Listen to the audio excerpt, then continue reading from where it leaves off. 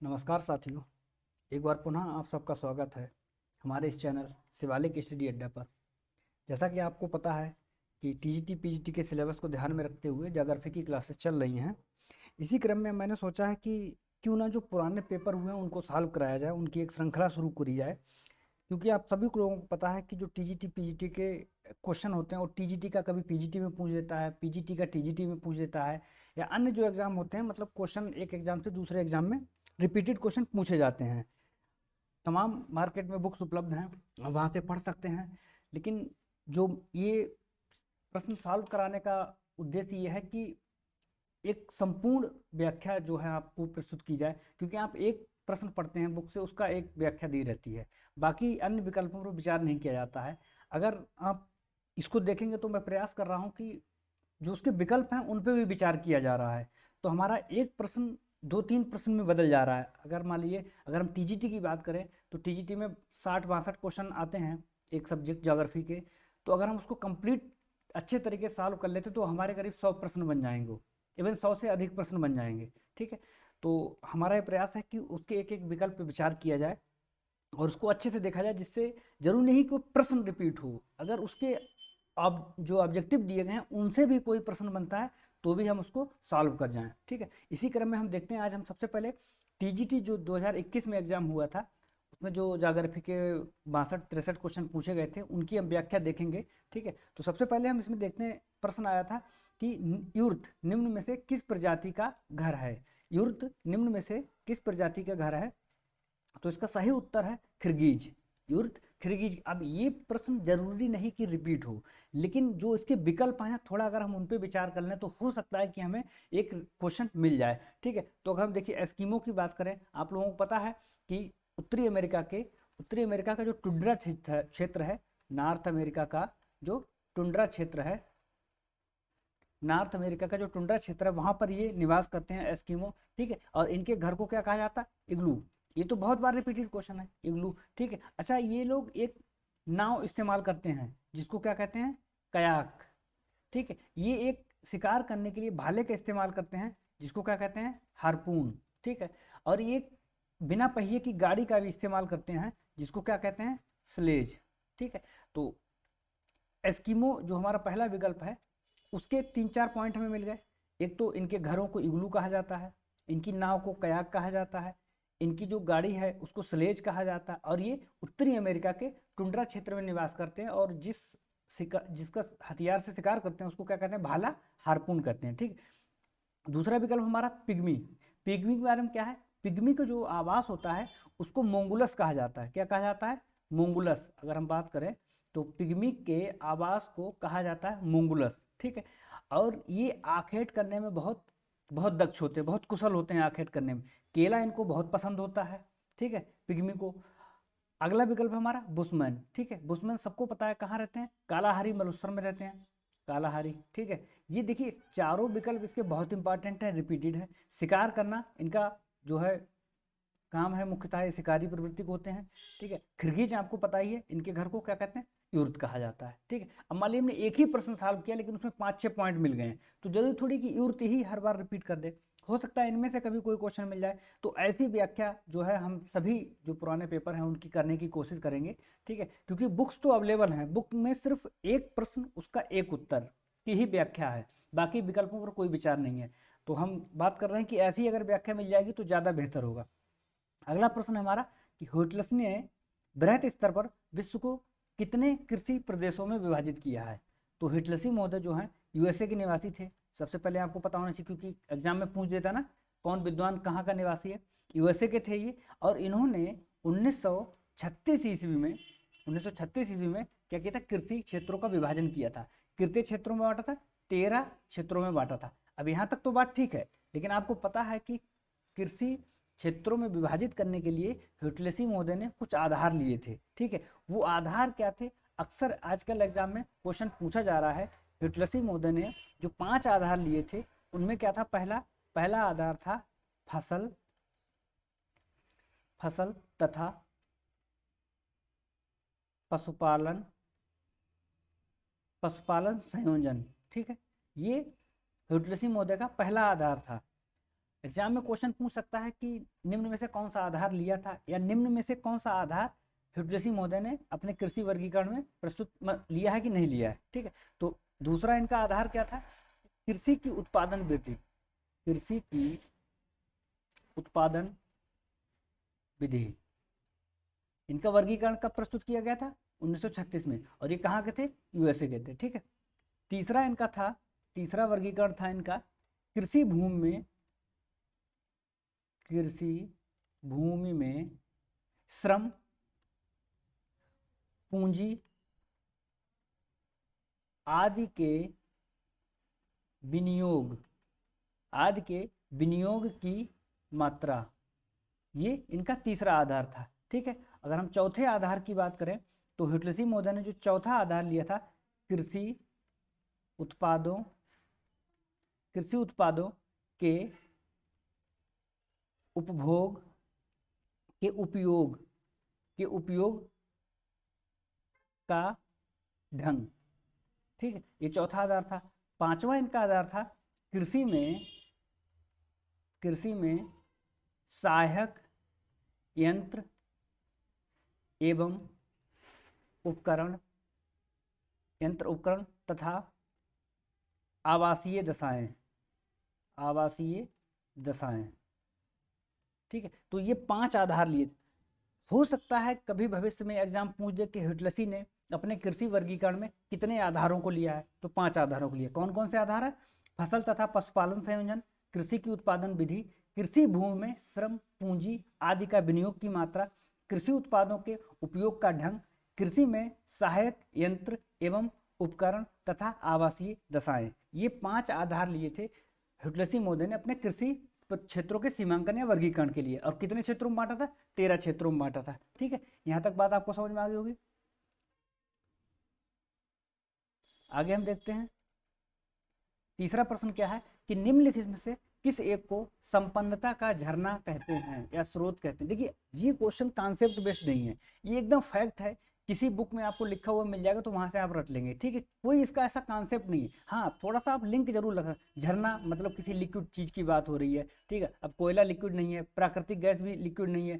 ठीक है, सौर ऊर्जा भी लिक्विड नहीं है। ठीक है, तो संपन्नता का झरना आप अनुमान भी लगा सकते हैं, खनिज तेल की बात कर रहे हैं, क्योंकि जिन देशों में पेट्रोलियम या खनिज तेल पाया जाता है वो वास्तव में संपन्न है। आप अरेबियन कंट्री दे सकते हैं, ईरान, इराक, जहां भी तेल मिलता है वो सब संपन्न देश हैं। ठीक है, तो ये संपन्नता का झरना, क्या सही आंसर इसका, खनिज तेल। ठीक है, तो आप, ये फैक्ट टाइप का क्वेश्चन है, एकदम आपको रटना ही पड़ेगा। संपन्नता का झरना, जैसे आपने सुना सफेद सफेद सोना कैसे कहते हैं। ठीक है, तो ये कोई इनका कॉन्सेप्ट नहीं है, बस आपको याद करना पड़ेगा। अगला प्रश्न है, 2011 की जनगणना के अनुसार निम्नलिखित में से किस राज्य में जनसंख्या की सबसे कम दशकीय वृद्धि दर रही है। 2011 के अनुसार किस राज्य में जनसंख्या की सबसे कम दशकीय वृद्धि दर रही है, तो इसका उत्तर है नागालैंड। नागालैंड में जो 2011 के अनुसार दशकीय वृद्धि दर वो -0.6% रही है। ठीक है, और ये पहले नंबर था सबसे कम। दूसरे नंबर पर अगर हम बात करें तो था केरल। केरल की जो वृद्धि दर रही थी वो 4.9% रही थी। ठीक है, तो जरूरी थोड़ी कि अब नागालैंड ही पूछे, हो सकता है कभी पूछ दे कि दूसरा राज्य कौन सा था जिसकी जनसंख्या वृद्धि दर सबसे कम रही, दशकीय वृद्धि दर। ठीक है, अच्छा ये तो सबसे कम। अगर हम सबसे अधिक की बात कर लें यहीं पे, तो सबसे अधिक में अगर हम राज्य की बात करें तो है मेघालय। ठीक है, क्या है, मेघालय राज्य की सबसे अधिक रही है, इसकी है 27.9%। ठीक है, लेकिन अगर हम बात करें केंद्र शासित प्रदेशों की तो उसमें कौन है, दादरा नगर हवेली। ठीक है, सबसे अधिक दशकीय वृद्धि इसी की रही है, 55.9%। ठीक है, अब आपको विकल्प देख के टिक करना पड़ेगा। राज्य पूछा है तो मेघालय, अगर दादरा नगर हवेली दिया है और केंद्र शासित प्रदेश पूछा है तो आपको ये करना पड़ेगा। सर्वाधिक किस राज्य की रही है, दादरा नगर हवेली के 55.9, और राज्यों में मेघालय। ठीक है, सबसे कम किसकी रही है, नागालैंड की। दूसरी सबसे कम किसकी रही है, केरल की। ठीक है, आगे पांचवा प्रश्न हम देखते हैं, महात्मा गांधी जल शक्ति परियोजना, महात्मा गांधी जल शक्ति परियोजना भारत के किस राज्य में स्थित है। तो महात्मा गांधी जल शक्ति परियोजना जो है कर्नाटक राज्य में स्थित है। ठीक है, तो कर्नाटक राज्य में आपको पता होना चाहिए शिमोगा जिला पड़ता ना, शिमोगा जिले में, शिमोगा जिले में सारावती नदी पर, सारावती नदी पर एक जलप्रपात है, आपको पता है, जोग जोग जलप्रपात, ठीक है। जोग जलप्रपात को ही महात्मा गांधी जलप्रपात भी कहा जाता है, महात्मा गांधी जलप्रपात भी कहा जाता है। तो वहीं पे जो ये जल शक्ति परियोजना बनी हुई है, इसलिए इसका नाम क्या है, महात्मा गांधी जल शक्ति परियोजना, जो किस राज्य में स्थित है, कर्नाटक राज्य में स्थित है, ठीक है। आगे हम बात करते हैं, भारत में सबसे बड़ा कपास उत्पादक राज्य कौन सा है। भारत में सबसे बड़ा कपास उत्पादक विकल्प के आधार पर तो गुजरात है, ठीक है, विकल्प के आधार पर गुजरात है। लेकिन अगर हम अभी के आंकड़े देखें तो सबसे ज्यादा कौन है, महाराष्ट्र है नंबर 1 पे, नंबर 2 पे है गुजरात, ठीक है, और नंबर 3 पर है तेलंगाना, ठीक है, नंबर 3 पर है तेलंगाना। अब जैसे यहाँ पे नंबर 2 वाला पूछ दिया, ऐसे ही ऊपर जो जनसंख्या वृद्धि दर का न्यूनतम पूछा है तो नंबर 2 का पूछ सकता है, या हो सकता है नागालैंड विकल्प में ना होता तो आपको केरल टिक करना पड़ता, लेकिन ये बात पता होगी तब तो टिक करेंगे, ठीक। तो ऐसी ही व्याख्या के लिए मैं ये श्रृंखला शुरू कर रहा हूँ कि उसके अन्य विकल्पों पर भी विचार किया जाए। बुक्स तो आपको बहुत अवेलेबल है मार्केट में, आप सीधी सीधी व्याख्या प्रश्न की पढ़ सकते हैं, ठीक है, लेकिन ऐसी व्याख्या के लिए जो अन्य विकल्पों पर विचार करे, वीडियो बहुत ही इंपॉर्टेंट होगी, ठीक है। तो भारत में कपास उत्पादक राज्य का उत्तर तो इसका गुजरात सही है, ठीक है, लेकिन जो डाटा कह रहा है हमारा कि महाराष्ट्र सर्वाधिक, गुजरात दूसरे नंबर पे और तेलंगाना तीसरे नंबर पे। मान लीजिए अगर इसमें महाराष्ट्र दिया होता तो टिक महाराष्ट्र सही आंसर होता, ठीक है। अगला क्या है, प्रश्न है, संसाधन संरक्षण के लिए आवश्यक है मानव एवं संसाधन के मध्य संतुलन स्थापित होना चाहिए। बिल्कुल सही बात है, जो आपने अधिकतम पॉपुलेशन, न्यूनतम पॉपुलेशन, जनसंख्या और संसाधन के मध्य अंतर संबंध पढ़ा होगा, ठीक है। अगर संतुलन नहीं होगा तो संरक्षण मुश्किल हो जाएगा। संसाधनों का विवेकपूर्ण उपयोग, बिल्कुल सही बात, विवेकपूर्ण उपयोग होना चाहिए। संसाधनों का विकास, नवीन संसाधनों का विकास होते रहना चाहिए, ठीक है, ये भी संसाधनों के जो है संरक्षण की बात होगी। उपयुक्त सभी, तो इसका सही उत्तर क्या होगा, उपयुक्त सभी इसका सही उत्तर है, क्योंकि ये सभी विकल्प इस बात को इंडिकेट कर रहे हैं कि संसाधन संरक्षण के लिए आवश्यक है। मानव एवं संसाधन के मध्य संतुलन स्थापित होना चाहिए। संसाधनों का विवेकपूर्ण उपयोग, दोहन नहीं, विवेकपूर्ण उपयोग होना चाहिए। और संसाधनों का विकास, नए संसाधनों की खोज भी होती रहनी चाहिए। इसलिए सभी विकल्प इसके सही उत्तर हो जाएंगे, ठीक है। आगे हम देखते हैं प्रश्न संख्या 8 की बात करें। प्रश्न है, भूमध्य रेखा पर 1 डिग्री देशांतर की दूरी है। तो अगर हम थोड़ा सा यहाँ पे समझने का प्रयास करें, मान लीजिए पृथ्वी है हमारी, ऐसे रहता है देशांतर, ठीक है। तो आप देख रहे हैं ना, भूमध्य रेखा पर इनके बीच की दूरी अधिक है, और जैसे जैसे हम ध्रुवों की तरफ जाते हैं देशांतरों के बीच की दूरी घटती जाती है। तो पहले तो बात कर लेते हैं कि इसका सही उत्तर क्या है। भूमध्य रेखा पर 1 डिग्री जो देशांतर है उसके मध्य क्या है, 111.32 किलोमीटर इसका सही उत्तर है। अब देखते हैं आपको ये कैसे आता है। जो भूमध्य रेखा की कुल लंबाई है वो है 4076 किलोमीटर, और हमारी पृथ्वी कितने जो है डिग्री में बांटी गई है, 360 से। अगर हम इसको भाग दे देंगे तो एग्जैक्ट हमारा कितना आएगा, 111.32, ठीक है। तो यही है भूमध्य रेखा पर देशांतरों के मध्य की दूरी। जैसे जैसे हम भूमध्य रेखा से ध्रुवों की तरफ बढ़ते जाएंगे इनके मध्य की दूरी घटती जाती है। अच्छा, आपको पता होना चाहिए, दो देशांतरों के मध्य का जो स्थान होता है, दो देशांतरों के मध्य जो स्थान है, इसको क्या कहा जाता है, गोरे। क्या कहा जाता है, इसको गोरे कहा जाता है, ठीक है। ये भी बात आप याद रखेंगे, जरूरी नहीं हर बार भूमध्य रेखा पर दूरी ही पूछे, ठीक है। कभी ये भी पूछ सकता है कि उनके मध्य के स्थान को कहा जाता है। तो दो देशांतरों के मध्य जो क्षेत्र होता है उसको क्या कहते हैं, गोरे कहते हैं, ठीक है। अगला क्वेश्चन है, निम्नलिखित में से कौन सा युग्म सही नहीं है, ठीक है। तो ये ऐसे ही मुझे लगता है कि छोटे छोटे नगरों के नाम हैं, अंता, गौरीपुर, सिक्का, बरौनी तो खैर जो है तेल शोधनशाला है बिहार में, ये सही है। इसका पूछ रहा है कौन सा युग्म सही नहीं है, ठीक है। तो इसका उत्तर क्या है, उड़ीसा गौरीपुर, ये विकल्प इसका सही नहीं है, क्योंकि गौरीपुर नाम की जो जगह है या जो नगर है छोटा सा गौरीपुर, ये वेस्ट बंगाल में भी है और गौरीपुर एक असम में भी पड़ता है, ठीक है। उड़ीसा में कोई गौरीपुर नहीं है। राजस्थान में अंता बिल्कुल सही है, गुजरात सिक्का बिल्कुल सही है, बिहार बरौनी बिल्कुल सही है, ठीक है। आगे हम बात करते हैं, हरित क्रांति से अभिप्राय है। हरित क्रांति से अभिप्राय क्या है कि इसका सही उत्तर है उच्च उत्पाद वैरायटी प्रोग्राम, ठीक है। हाई यील्ड वैरायटी प्रोग्राम इसका जो है सही उत्तर है। थोड़ा सा हम देख लेते हैं। अच्छा, जो हरित क्रांति शब्द है वो सबसे पहले किसने दिया था, विलियम गॉड महोदय ने दिया था, ठीक है। कब दिया था, 1967 में, ठीक है। अच्छा, इसको विश्व स्तर पर हरित क्रांति की शुरुआत या जनक किसे कहा जाता है? नॉर्मन बोरलॉग को कहा जाता है, नॉर्मन बोरलॉग को कहा जाता है। ठीक है, मेक्सिको, नॉर्मन बोरलॉग मेक्सिको से संबंधित है, आपको पता है। ठीक है, भारत में कौन इसका जनक माना जाता है? एम.एस. स्वामीनाथन, एम.एस. स्वामीनाथन, ठीक है, को भारत में हरित क्रांति का जनक माना जाता है। ठीक, प्रश्न एक ही है, हरित क्रांति से क्या अभिप्राय है, लेकिन हम उसको अगर टुकड़ों में बांट के या उसकी सही व्याख्या कर लें तो हमें उसी प्रश्न में 3-4 प्रश्न मिल जाएंगे। ठीक है, तो इस प्रश्न का सही उत्तर है उच्च उत्पाद वैरायटी प्रोग्राम। जब हरित क्रांति की शुरुआत की गई थी तो मैक्सिकन गेहूं और जापान के गेहूं का जो है आपस में संकर बीज उत्पन्न जो किया गया था, उससे जो नए बीज का निर्माण हुआ, उसको उस बीज को क्या उच्च उत्पाद, मतलब उनमें अधिक उत्पादन की क्षमता थी। हालांकि ऐसे बीजों के लिए अधिक उर्वरक, अधिक खरपतवार नाशक और अधिक पानी की आवश्यकता होती है। ठीक है, तो जब भी आप हरित क्रांति के दुष्प्रभाव पढ़ेंगे तो आपको ये बातें वहाँ पे पता होनी चाहिए। फिलहाल ऑब्जेक्टिव प्रश्न के लिए इतना ही कि हरित क्रांति शब्द जो है विलियम गॉड मॉडर्न 1967 में दिया था। विश्व स्तर पर हरित क्रांति जनक किसको? नॉर्मन बोरलॉग को कहा जाता है और हरित क्रांति भारत में एम.एस. स्वामीनाथन को कहा जाता है। ठीक है, आगे अगर हम बात करें, प्रश्न है दक्षिण अमेरिका के मोड़दार पहाड़ या पर्वतों का उदाहरण कौन सा है? तो आपको नहीं भी पता है कि मोड़दार पर्वत क्या होते हैं। वैसे आपको बता दें कि वलन, जब ऐसे एक दूसरे की तरफ बल लगता है तो जो बीच की सतह होती है वो ऐसे उड़ जाती है। ठीक है, तो ये क्या कहलाता है? बलन कहलाता है। ठीक है, तो अगर आपको नहीं भी पता कि बलन किसे कहते हैं, फिर भी आप अंदाज, देखिए रॉकी पर्वत कहाँ है आपको पता है? नॉर्थ अमेरिका में है। आल्प्स पर्वत कहाँ है? यूरोप में है। अपलेशियन पर्वत कहाँ है? नॉर्थ अमेरिका में। क्या बचा? एंडीज पर्वत। यही हमारा इसका सही उत्तर होगा।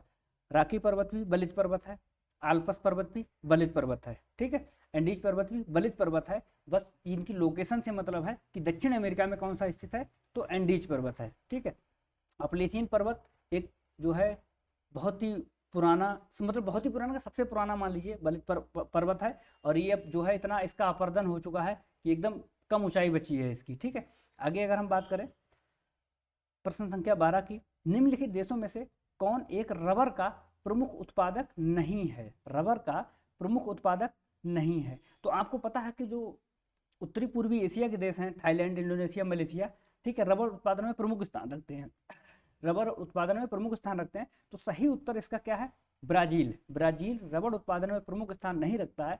अगर हम रबर उत्पादक देशों की बात करें तो सबसे नंबर पे कौन सा है? पहले नंबर पे थाईलैंड है, नंबर 1 पे। ठीक है, नंबर 2 पे क्या है? इंडोनेशिया है।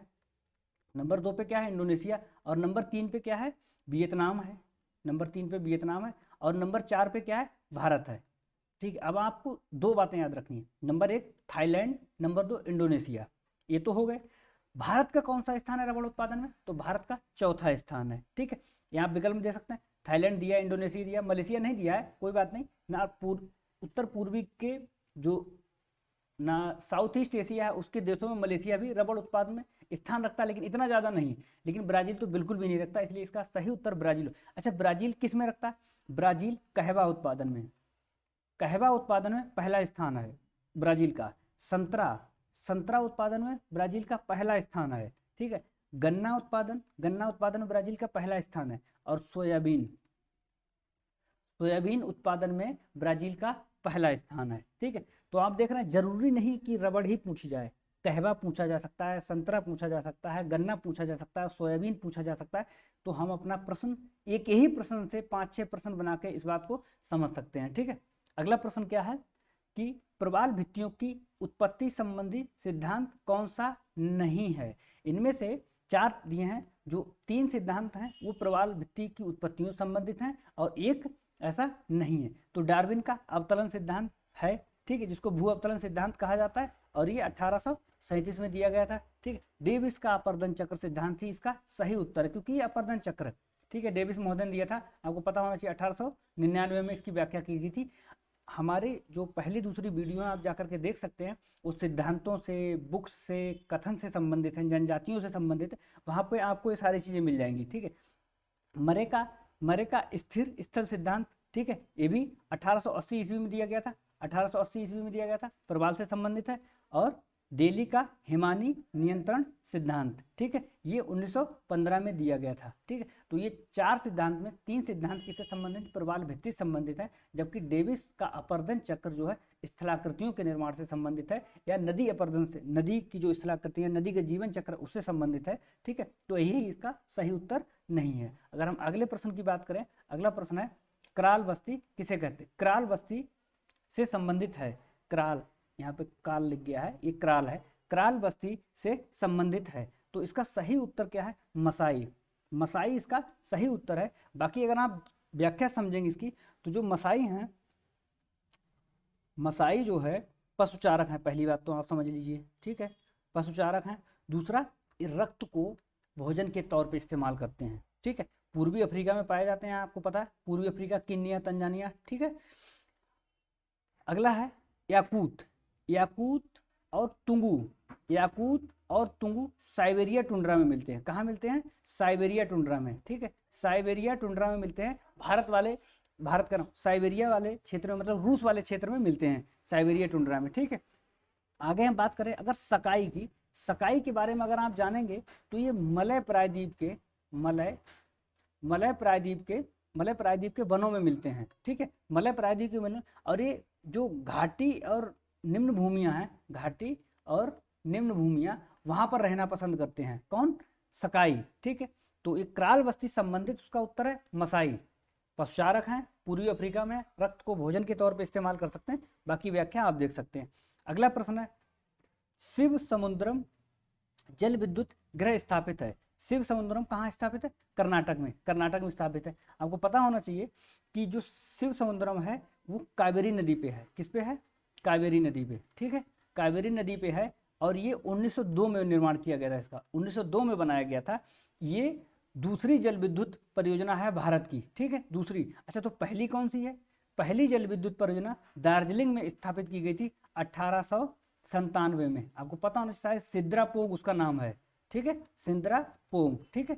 तो पहली ये हो गई, और दूसरी कावेरी नदी पर 1902 में स्थापित की थी, जिसे क्या कहा जाता है, शिव समुद्रम जल विद्युत परियोजना, ठीक है। कहाँ, कावेरी नदी पर, कर्नाटक। अब ये जरूरी नहीं है कि शिव समुद्रम ही पूछी जाए, सिद्रापोग पूछी जा सकती है, पहली कौन सी थी ये पूछा जा सकता है, ठीक है। तो आपको व्याख्या में ये मिल जाएगा। अगला प्रश्न है न्यू इंग्लैंड औद्योगिक प्रदेश विश्व का एक प्रमुख प्रदेश है। न्यू इंग्लैंड औद्योगिक प्रदेश, ठीक है। औद्योगिक कच्चा माल तथा परिवहन की सुविधा यहाँ अच्छी विकसित है। इसका सही उत्तर क्या है, इसका उत्तर पहले देख लेते हैं। ए और आर दोनों सही हैं और उसकी सही व्याख्या करता है। थोड़ा सा इसके बारे में समझते हैं। जो न्यू इंग्लैंड औद्योगिक प्रदेश है ये कहाँ है, यूएसए में पड़ता है, यूएसए में, ठीक है। जो महान झीलें हैं, बृहद झीलें हैं, उनके पूर्व साइड में ये न्यू इंग्लैंड औद्योगिक प्रदेश स्थित है। और इसका जो बोस्टन जो है इसका प्रमुख केंद्र है। किसका, न्यू इंग्लैंड जो औद्योगिक प्रदेश है, बोस्टन उसका प्रमुख केंद्र है, ठीक है। ये सूती वस्त्र उद्योग, ऊनी वस्त्र उद्योग, ठीक है, चमड़ा, मशीन, औजार और धातुओं के लिए प्रसिद्ध है। कौन सा, न्यू इंग्लैंड औद्योगिक प्रदेश। कहाँ स्थित है, यूएसए में स्थित है। और न्यू इंग्लैंड औद्योगिक प्रदेश का जो प्रमुख केंद्र है वो क्या है, बोस्टन है, ठीक है। तो ये बिल्कुल सही दोनों कथन है और उसकी व्याख्या भी बिल्कुल सही है। अगला प्रश्न है कि किस प्रदेश में जैव विविधता की संपन्नता है। जैव विविधता की संपन्नता, तो आपको पता है कि ये 0 डिग्री है, इधर 30 डिग्री, तो इस हिस्से को क्या बोलते हैं, उष्ण कटिबंध बोलते हैं। उष्ण कटिबंध, सर्वाधिक वर्षा और सर्वाधिक तापमान हमारा यही क्षेत्र प्राप्त करता है। और जैव विविधता के लिए अधिक तापमान और अधिक वर्षा हमेशा आकर्षित करते हैं, या ऐसी जगह पर ही जैव विविधता पाई जाती है, ठीक है। जीवों को पनपने या उनके विकास के लिए सबसे उपयुक्त दशाएं यही हैं, ठीक है। तो इसका सही उत्तर क्या होगा, उष्ण प्रदेश का सही उत्तर होगा। ध्रुव प्रदेश, शीतोष्ण प्रदेश, समुद्र।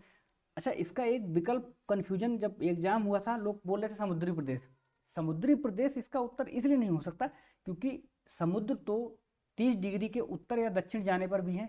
क्या वहाँ जैव विविधता है, नहीं है। उतने जटिल जलवायु परिस्थितियों में जैव विविधता नहीं हो सकती, ठीक है, इसलिए इसका सही उत्तर नहीं होता। अगर हाँ ये लिखा होता कि उष्ण कटिबंधीय समुद्री प्रदेश तो शायद ये सही उत्तर होता, लेकिन यहाँ पर उष्ण प्रदेश दिया। अब उष्ण प्रदेश में क्या है, स्थल और जलीय दोनों भाग सम्मिलित हैं। यहाँ पर सिर्फ समुद्री भाग लिखा हुआ है, और वो भी ध्रुव के क्षेत्र भी तो समुद्री क्षेत्र है। ध्रुवीय क्षेत्रों में कितनी जैव विविधता होती है आप लोगों को पता होगी, उतनी जटिल परिस्थितियों में जैव विविधता का विकास नहीं हो सकता। ठीक है, अगला प्रश्न है डोकलाम पठार। डोकलाम पठार किसके त्रिसंगम पर स्थित है? तो भारत, चीन एवं भूटान के आपको पता है ना, ऐसे ये क्या है, सिक्किम, और ये क्या है, भूटान इधर। ठीक है, तो इन्हीं के त्रिसंगम पर स्थित है भारत, चीन और भूटान। भारत, चीन, भूटान के त्रिसंगम पर क्या स्थित है? डोकलाम का पठार सामरिक दृष्टि से बहुत ही महत्वपूर्ण क्षेत्र है, इसलिए हमारे एग्जाम में पूछा गया। ठीक है, चीन हमेशा विवाद करता रहता है इसको लेकर के। अगला प्रश्न है प्लेसन निक्षेप पाए जाते हैं। प्रश्न है प्लेसन निक्षेप पाए जाते हैं, तो इसका सही उत्तर है जलोढ़ पंखों तथा घाटी तल पर। थोड़ा सा समझ लेते हैं प्लेसन निक्षेप क्या होते हैं। कुछ महत्वपूर्ण खनिज होते हैं, कुछ महत्वपूर्ण खनिज होते हैं, उनके निक्षेप होते हैं, उनको क्या कहा जाता है? प्लेसन निक्षेप कहा जाता है। प्राथमिक चट्टानें जो होती हैं, प्राथमिक चट्टानों के अपर्दन से और अपक्षय होने से ये निक्षेप हमें प्राप्त होते हैं, और ये जाकर के कहाँ जम जाते हैं? जलोढ़ पंखों पे, घाटी तलों में, और जो बीचीज होते हैं, ठीक है, बीचीज पे भी जो है प्लेसन निक्षेप पाए जाते हैं। तो इसका सही विकल्प क्या होगा? जलोढ़ पंख तथा घाटी तल पर। और ये क्या होते हैं? महत्वपूर्ण खनिज होते हैं, कुछ महत्वपूर्ण। ठीक है, अगला प्रश्न है कि रूस के ग्रामीण अधिवास सामूहिक फार्म को क्या कहते हैं? तो इसका सही उत्तर है शोभ खोज इसका सही उत्तर है। अच्छा, रूस में सामूहिक कृषि भी होती है, सामूहिक कृषि, उसको क्या कहा जाता है? कोल खोज। क्या कहते हैं? कोल खोज। आप दूसरा प्रश्न यहाँ से टिक कर सकते हैं अपने लिए, इंपॉर्टेंट है कि जो रूस में सामूहिक फार्म मतलब ग्रामीण अधिवास उनको क्या कहा जाता है? शोभ खोज। और जो सामूहिक कृषि की जाती है उसको क्या कहते हैं? कोल खोज कहते हैं। ठीक है, अगला प्रश्न है हीराकुंड बांध किस नदी पर निर्मित है? हीराकुंड की अगर हम बात करें तो सबको पता है ये महानदी पर उड़ीसा राज्य में है। ठीक है, ये विश्व का सबसे बड़ा मुख्य धारा बांध है। मुख्य धारा बांध मतलब जैसे मान ली कोई नदी बह रही और मुख्य धारा पे बना दिया गया बांध, धारा को रोक के मुख्य धारा पे बना दिया गया, और इसकी लंबाई लगभग 4.8 किलोमीटर है। तो ये विश्व का सबसे बड़ा मुख्य धारा बांध है, 4.8 किलोमीटर है। और इसका उद्देश्य किस उद्देश्य से बनाया गया? दो उद्देश्य, एक जल विद्युत और दूसरा सिंचाई। जल विद्युत और सिंचाई के उद्देश्य से क्या हीराकुंड बांध बनाया गया है। ठीक है, अगर हम आगे बात करें, भूगोल को मानव पारिस्थितिकी विज्ञान के रूप में किसने वर्णित किया है? भूगोल को मानव पारिस्थितिकी विज्ञान के रूप में किसने वर्णित किया है? तो इसका सही उत्तर है बैरोज महोदय ने वर्णित किया है। अब हम अन्य विकल्पों पर अगर विचार करें तो जो ब्रूंस महोदय की एक पुस्तक है जियोग्राफी ह्यूमनी। ठीक है, ह्यूमन ज्योग्राफी भी कह देते हैं, मानव भूगोल, जियोग्राफी ह्यूमनी। ठीक है, जियोग्राफी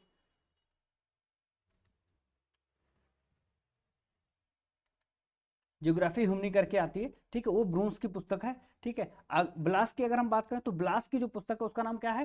ह्यूमन ज्योग्राफी। ठीक है, ह्यूमन ज्योग्राफी। और मैकिंडर की बात करें तो क्या? Britain and British seize.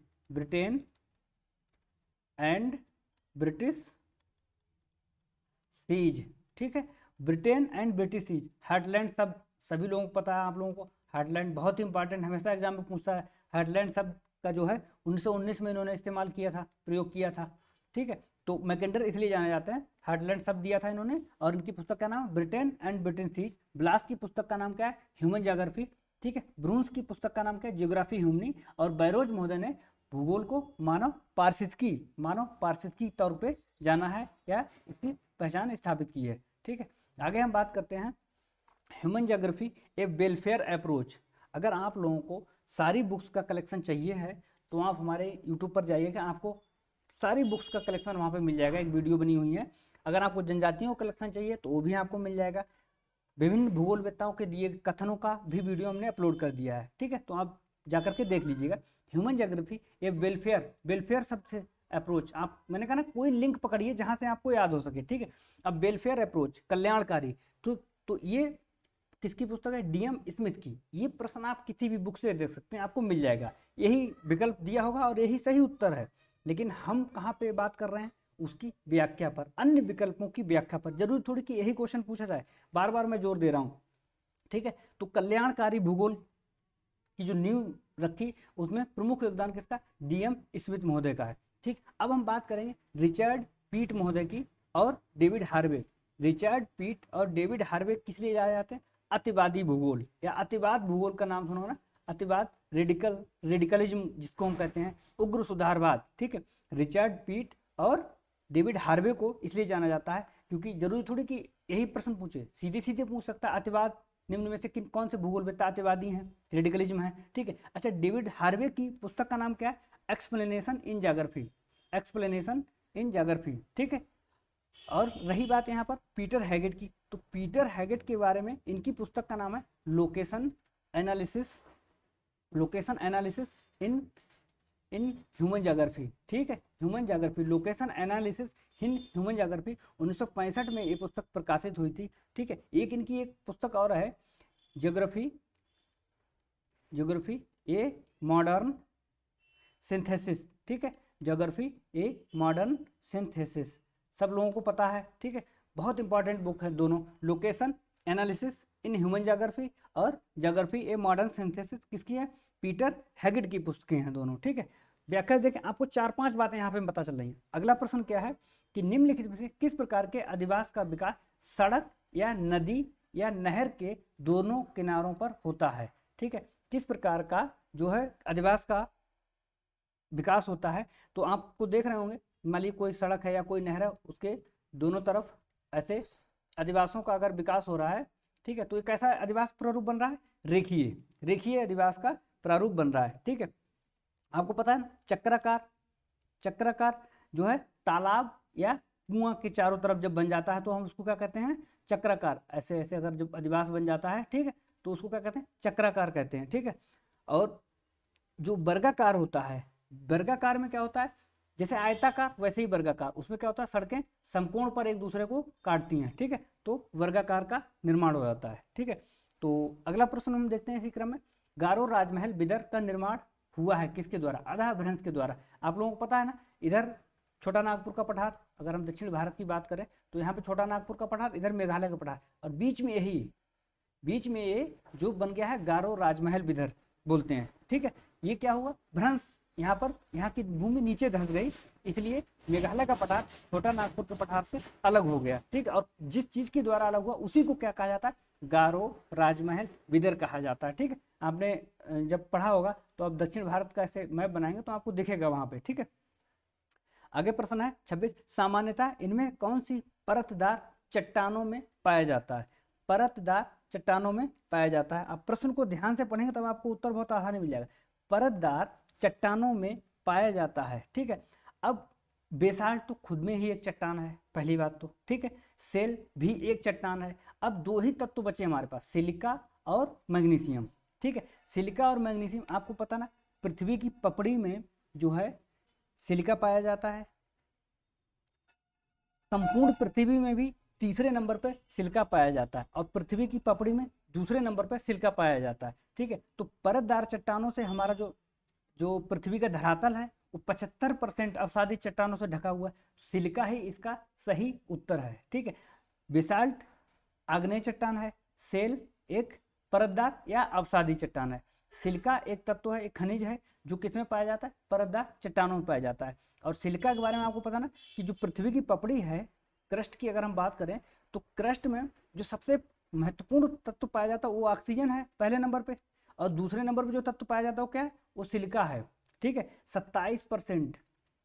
और अगर हम संपूर्ण पृथ्वी की बात करें, संपूर्ण पृथ्वी की बात करें तो जो महत्वपूर्ण तत्व है वो क्या है, लोहा, आयरन जिसे हम बोलते हैं। ठीक है, दूसरा क्या है, ऑक्सीजन, और तीसरा क्या है, सिलिका। ठीक है, तो सिलिका महत्वपूर्ण तत्व है। और आपको यह भी पता है ना कि धरातल का जो सरफेस जो हमें दिखाई देता है उसका 75% भाग अवसादी चट्टानों से बना हुआ है, इसलिए सिलिका ही इसका सही उत्तर है। आगे हम बात करें, कर्क रेखा निम्नलिखित में से भारत के किस एक राज्य से होकर के नहीं गुजरती, तो इसका सही उत्तर क्या है, मणिपुर। बहुत ही सरल, बहुत ही आसान क्वेश्चन है। आपको पता है गुजरात, राजस्थान, मध्य प्रदेश, झारखंड, छत्तीसगढ़, पश्चिम बंगाल, त्रिपुरा और मिजोरम से ये कर्क रेखा गुजरती है, भारत के 8 राज्यों से होकर के गुजरती है। ठीक है, आगे हम बात करेंगे बहुत इंपॉर्टेंट क्वेश्चन, थार्टवेट के अनुसार न्यूजीलैंड में कौन सी प्रकार की जलवायु पाई जाती है। ठीक, थोड़ी सी इसकी व्याख्या आपको देखनी पड़ेगी, तब चीज़ें क्लियर हो जाएंगी। ठीक है, जो थार्टवेट महोदय थे उन्होंने 2-3 चीज़ों को लिया था। एक तो लिया था वर्षण प्रभाविता को, वर्षण प्रभाविता जिसे पीई रेशियो भी कहा जाता है या पीई अनुपात भी कहा जाता है। वर्षण प्रभाविता के आधार पर उन्होंने जो है कुछ शब्द दिए थे, जैसे ए, बी, सी, डी, ठीक है, ई। तो ए को उन्होंने क्या कहा था, तर, ठीक है, बी को क्या कहा था, आर्द्र, सी को क्या कहा था, उपाद्र, ठीक है, डी को कहा था उन्होंने अर्ध शुष्क, और ई को कहा था उन्होंने शुष्क। ठीक है, तो वर्षण प्रभाविता के आधार पर उन्होंने आर्द्रता प्रदेश का जो है निर्धारण किया था, और दूसरी तरफ उन्होंने क्या किया था, तापीय दक्षता के आधार पर उन्होंने तापमान प्रदेशों का निर्धारण, इसमें उन्होंने A dash, B dash, C dash, D dash ऐसे शब्दों का इस्तेमाल किया था, डी डैश, ई डैश और एफ डैश। ठीक, इसमें क्या उन्होंने ए को उष्णकटिबंध, बी को मध्य तापीय, सी को सूक्ष्म तापीय। ठीक है, अब आपको पता है कि न्यूजीलैंड कहाँ पड़ता है। अगर हम ऐसे मैप बनाएं तो न्यूजीलैंड, ये मान लीजिए 0 डिग्री मान लें, मकर रेखा देख रहे हैं, मकर रेखा के आसपास न्यूजीलैंड पड़ता है, तो कहाँ पे आएगा, मध्य ताप में, बी डैश। ठीक है, और वर्षण प्रभाविता ये तो है नहीं, तर तो है नहीं वहाँ पर, तर तो उष्णकटिबंध क्षेत्र में पाया जाता है जहाँ पर पूरे दिन वर्षा होती रहती है 2 बजे के बाद। ठीक है, तो सही उत्तर जो इसका है वो है बी डैश आर। तो बी का मतलब क्या है, बी का मतलब है आर्द्र, और बी डैश का मतलब क्या है, मध्य तापीय, और उन्होंने कुछ स्मॉल लेटर्स का भी इस्तेमाल किया था जिसमें आर, एस, डब्ल्यू, डी। तो आर का मतलब होता है वर्ष भर पर्याप्त वर्षा, मतलब न्यूजीलैंड मध्य तापीय आर्द्र में वर्ष भर पर्याप्त वर्षा मिलती है, इसलिए न्यूजीलैंड के लिए सही उत्तर ये हो जाएगा। ठीक है, आगे अगर हम बात करें, दक्षिण भारत का सर्वोच्च शिखर है, तो दक्षिण भारत का सर्वोच्च शिखर है, आपको पता है, अन्नाईमुडी किस पे, अन्नामलाई की पहाड़ियों पे, अन्नामलाई की। ठीक है, अगर हम दूसरा सबसे ऊंचे शिखर की बात करें तो क्या है, दो बेटा, जो कहाँ है, नीलगिरी की पहाड़ियों पर है। तो प्रश्न जरूरी नहीं फिर दक्षिण भारत का सर्वोच्च शिखर ही पूछा जाए, प्रश्न ये भी पूछा जा सकता है कि दक्षिण भारत का दूसरा सर्वोच्च शिखर कौन सा है। तो दूसरा सर्वोच्च शिखर कौन सा हो जाएगा, दो बेटा, जो कि नीलगिरी की पहाड़ियों पर मिलता है, और पहला कौन सा, अन्नाईमुडी, जो अन्नामलाई की पहाड़ियों पर स्थित है। ठीक है, अगर हम बात करें 30वां प्रश्न, तापीय संकुचन सिद्धांत किसने प्रस्तुत किया था। ठीक है, तो तापीय संकुचन सिद्धांत का जो सही उत्तर है वो जेफ्रीज महोदय ने दिया था। ठीक है, ये सारे सिद्धांत पर्वत निर्माण से संबंधित हैं, वेगनर का भी, जॉली का भी और होम्स का भी। ठीक है, तो जो वेगनर का है वो क्या है, महाद्वीपीय विस्थापन सिद्धांत है। जोली द्वारा जो दिया गया है वो क्या है, रेडियो एक्टिविटी का सिद्धांत, और होम्स ने जो दिया है वो है संवहन तरंग सिद्धांत। ये सारे सिद्धांत किससे निर्मित हैं, पर्वत निर्माण से संबंधित हैं, और तापीय संकुचन सिद्धांत जो किसने दिया, जेफ्रीज महोदय ने दिया है। ठीक है, आज हम लोग यहीं पे रोकते हैं, वीडियो लंबी हो जाएगी, उम्मीद करता हूँ आपको वीडियो बहुत पसंद आएगी। ठीक है, आगे की व्याख्या देखने के लिए आप इंतजार कीजिए, 1-2 दिन में अगली वीडियो मिल जाएगी। वीडियो को अंतिम समय तक देखने के लिए बहुत बहुत धन्यवाद।